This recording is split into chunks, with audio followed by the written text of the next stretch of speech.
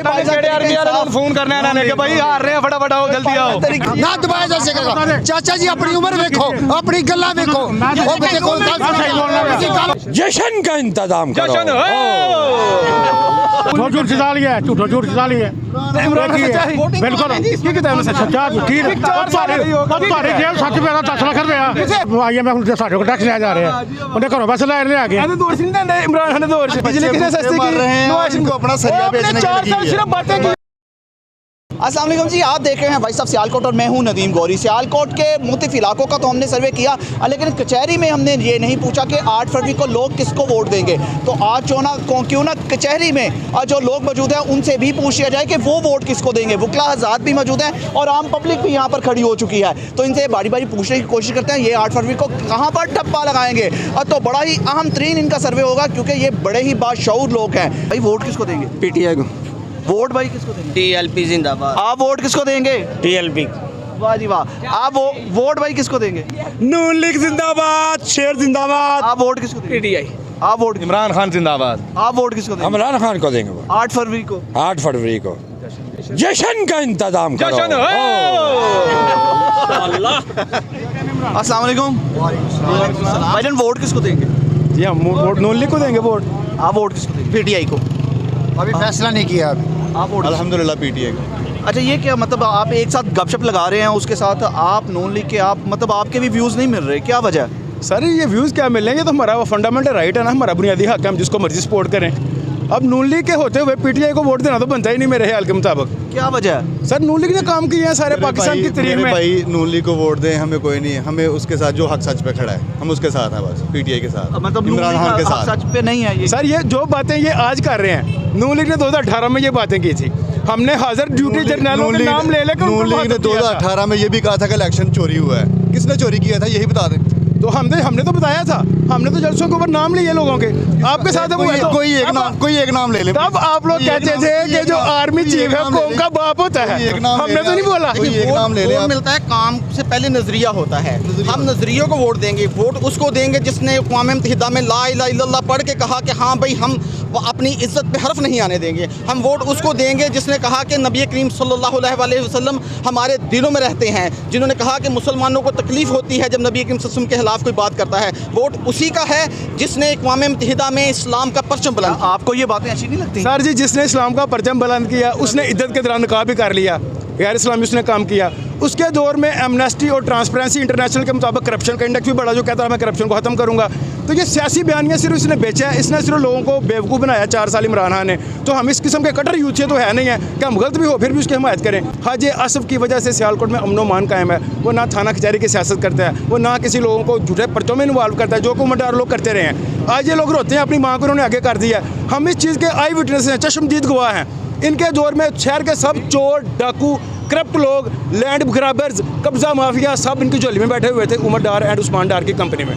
को साबित करें। यही तो अलमिया है कि इस्लाम की 1400 साल तारीख में ये जो फैसला आया है, ऐसा फैसला कहीं भी नहीं आया। हज़रत उमर फ़ारूक रज़ी अल्लाह ताला अन्हा के वर्डिक्ट के अगेंस्ट फैसला आया है। इन जज साहिबान को जो है वो अपन रजू करना चाहिए कि ये हज़रत उमर फ़ारूक के दिए हुए फैसले के अगेंस्ट फैसला कर रहे हैं।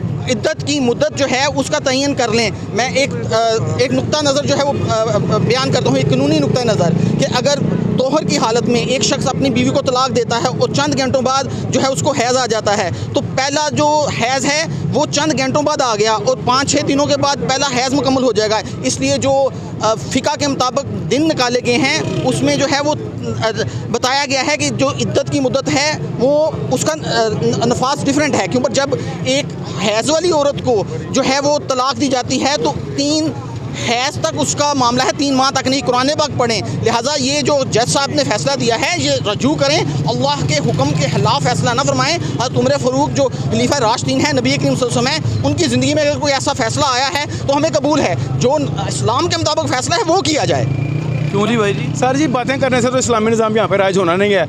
इमरान खान को आप नमाज से पूछ लो, उसको ना नमाज आती है ना उसने कभी कोई नेकी का काम किया है। सिर्फ लोगों को दिखाने के लिए उसने तस्बीह पकड़ी होती है और जो नमाज ईद के दौरान उठ के खताब शुरू कर देता है। ये लोगों को इसने डफर बनाया हुआ है, बेवकूफ़ बनाया हुआ है। हमारा अलमिया हमारा अनफॉर्चुनेटली हमारी जो यूथ है उसको इसने ब्रेन वॉशिंग कर दी हुई है। जिस तरह होते हैं ना वो तालिबान के बच्चे, वो कहते हैं कि जो हमारा लीडर कह रहा है बिल्कुल ठीक कह रहा है, हम तो धमाका कर देंगे। तो इनके लोगों का भी यही हाल है, ये ब्रेन वॉशिंग हो चुकी है अनफॉर्चुनेटली। जो लोग शऊर रखते हैं, जो लोग मैच्योर हैं, वो कभी भी इसको नहीं सपोर्ट करेंगे। इसने हमारी यूथ का बेड़ा गर्क कर दिया, वो कर दिया, तकसीम कर दी इन्होंने। डिसाइसिव सियासत की है। देख लें, क्या इमरान खान के दौर में कोई एक ड्रोन हमला हुआ? जब इसने तालिबान को एमनेस्टी दे दी, इसने उनको दे दिया फ्री हैंड कि आप जो मर्जी करें। वो लोग को एमनेस्टी नहीं उसने दी, तालिबान तो अमेरिका को एमनेस्टी दे रहे हैं कि अमेरिका जो चाहे जी करे। सवाल मैं उठाता हूँ कि टेरियन का क्या किस्सा है, वो किसकी बेटी है, वो उसके बारे में पूछा जाए तो वो भाइयों के पास पाल रही है, उसका क्या लिंक है, उससे क्या ताल्लुक है? जब मेरा किसी, मैं एक सियासी आदमी नहीं हूँ, मैं हक सच की बात करने वाला हूँ। ओए की सियासत ये बंदा इंट्रोड्यूस करवाने वाला है। हालांकि हम दोनों का आपस में इख्तिलाफ है, मैं इनको ओए कह के नहीं बुलाऊंगा, लेकिन जो इनके नए लोग हैं यूथ विंग के, वो तो मुझे गालियां देना शुरू कर देंगे कि तुम हमारे मुर्शद के खिलाफ बात कर रहे हो। ये है किसी हमारा राइट है, हम जिसको पसंद करें हम उसको वोट देंगे। नवाज शरीफ साहब के दौर में करप्शन बेतहाशा हुई, इसमें कोई शक नहीं। वो बंदा एक फैक्ट्री का मालिक था और बाद में 100 से ज़्यादा फैक्ट्री पर चला गया, लेकिन इसके सब के बावजूद हमें ये फैसला करना है इन दोनों में से बेहतर कौन है, मुल्क के लिए कौन सा। कुरान पाक का फैसला है कि अगर किसी खतून पर बुतान बंद हो तो 4 जो है वो गवाहान पेश करो। अगर नहीं पेश कर सकते हमने तो 80 करोड़ की सजा। हमने तो क्या ये हम साबित नहीं अभी कर सकते? हमने इमरान ने किया क्या इसे? ये कुरान का फैसला है कि अगर आप किसी को कह दें कि वो करप्ट है तो फिर 4 जो है हमने नहीं कहा, हमने कहा हमने नहीं कहा, हमने ये सवाल उठाया, नाम ले लिया, नहीं हमने नाम ले लिया, हमने इल्जाम लगाया, हमने सवाल सवाल उठाया ना अगर आपने, तो आपने साबित भी आपने करना है। सवाल उठाने किधर साबित किस कुरान के अंदर लिखा है मुझे बताएं। कुरान में आता है कि अगर किसी पाकबाज खतून पर जो है वो बुतान बांधा जाए तो उसके लिए 4 गवाहन जो हैं वो तस्किया नहीं बांधा, हमने बुतान नहीं बांधा, पूरे उतर हुए वो पेश करें। अगर आप उसको पेश नहीं करते तो फिर 80 करोड़ की सजा, ठीक है ना। नवाज शरीफ ने कुरान पाक जो है उसकी तशरीह बयान की है और इसके बाद ये फैसला खुद कर लें कि बिला वजह जब तक आप साबित नहीं कर सकते तो फिर उस चीज़ का जो है वो इल्ज़ाम ना किसी। नहीं, मैंने इल्ज़ाम नहीं लगाया। नवाज शरीफ ने आज तक जो कुछ बोला उसने करके दिखाया है। आप कश्मीर से लेकर कश्मीर तक देख लें, आप हैबर से लेकर कराची तक देख लें। सड़कों का जाल किसने बिछाया?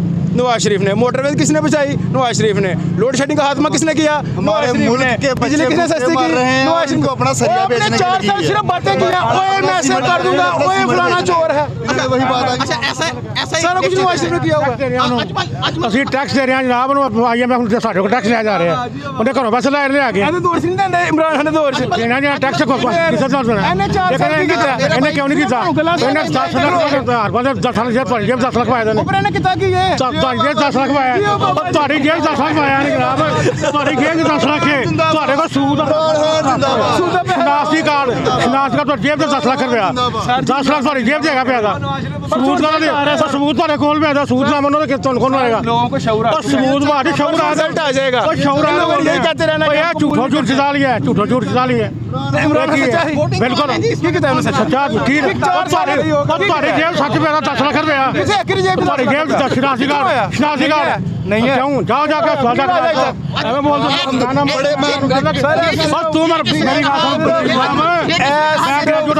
मैं भी ग्रेजुएट आदमी है। आप बातों से सिर्फ मार साहब को दबाने की कोशिश कर रहे हैं, हक को ना आज तक दबाया जा सका है, ना दबाया जा सकेगा। चाचा जी अपनी उम्र देखो, अपनी गल्ला देखो, वो देखो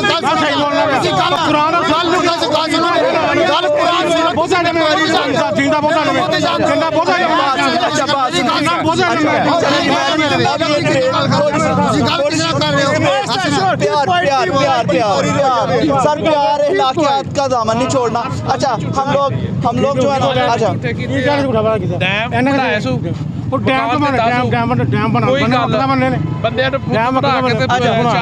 चले जी, यहाँ पे अब आप खुद ही अंदाजा लगा लीजिएगा कि लोग वोट किसको देंगे। सारे मिक्स अप है। इन्होंने मतलब अपनी जस्टिफिकेशन भी दी और अपने आर्ग्यू भी पेश किए जैसे बुकला हजरात। सर जी गौरी साहब, इसने इस हद तक इसने सोसाइटी को इस हद तक तकसीम कर दिया कि फौज में तकसीम डालने की कोशिश की इन्होंने। और सिर्फ मुल्क की आवाज़ है, 1.5 साल हुकूमत की थी, कितनी महंगाई की थी? नहीं, पौने 4 साल में हुकूमत महंगाई नहीं हुई जितना 1.5 साल में महंगाई हुई है। सबब क्या था? IMF के पास कौन कहता था? जब भी नवाज शरीफ पर प्रेशर आता बीमार होकर बाहर भाग जाता है। इमरान खान इधर ही है। इमरान खान इधर का मुकाबला दोबारा कर रहा है। पलट के यूटर लेके IMF के पास कौन गया? किसने कहा इतने लाख मकान दूंगा? किसने कहा था इतने करोड़ नौकरियां दूंगा? झूठे वादे किया IMF के साथ इसने, उनकी किस्तें अदा नहीं की, हमें डबल सूद देना पड़ा। हमने मुल्क को डिफॉल्ट से बचाया। लव यू, लेकिन हकीकत तस्लीम कर हमने रहे हो। मुल्क को डिफॉल्ट से बचाया। लेडी अब अंदाजा लगा लीजिए कि 8 फरवरी को लोग वोट किसको देंगे। लेकिन लग तो रहा, देख लें इनके देख लें जी, देख लें मतलब मुसलमान नून कोई फोन करने आना कि भाई हार रहे हैं, फटाफट आओ, जल्दी आओ। तरीके इंसाफ और कोई नून लीग को सपोर्ट कर रहा है, लेकिन 8 फरवरी का सूरज ही बताएगा किसकी फतह का सूरज होगा और कौन जीतेगा, ये तो वक्त ही बताएगा। फिलहाल इस स्टोरी से अपने भाई नदीम गौरी को इन दोस्तों के साथ इजाजत दीजिए। अपना बहुत सा ख्याल रखिएगा और हमें दुआओं में याद रखिएगा। अल्लाह हाफिज। पाकिस्तान जिंदाबाद।